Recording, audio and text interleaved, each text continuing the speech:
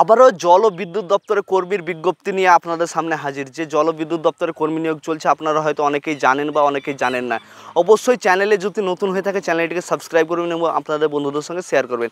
কারণ কিভাবে অ্যাপ্লাই করবেন, কোথা থেকে অ্যাপ্লাই করবেন, কতটা ভ্যাকান্সি, কতটা কোয়ালিফাই লাগবে, পুরোটাই জানাবো আপনাদের এই প্রতিবেদনে। যে মাধ্যমিক পাস থাকলেই আপনারা জল বিদ্যুৎ দপ্তরে অ্যাপ্লাই করতে পারবেন। কোথা থেকে কর্মী নিয়োগ করা হয়েছে, কতটা কর্মী, মেন বিষয় হচ্ছে যে মাধ্যমিক পাস থাকলে আপনারা অ্যাপ্লাই করতে পারবেন। সারা পশ্চিমবাংলা জুড়ে কর্মী নিয়োগ করা হবে ইন্টারভিউয়ের মাধ্যমে। যে ইন্টারভিউয়ের মাধ্যমে আপনাদের কর্মী নিয়োগ করা হবে। মাধ্যমিক পাস থাকলেই হবে। কতটা কর্মী নিয়োগ করা হবে? 6,552টি কর্মী নিয়োগ করা হবে। 5,652টি কর্মী নিয়োগ করা হবে।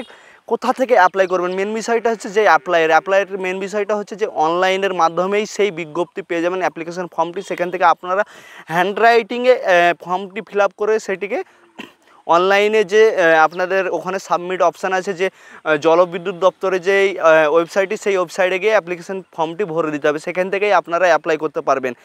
তাই আপনাদের বলবো তাড়াতাড়ি অ্যাপ্লাই করে ফেলুন।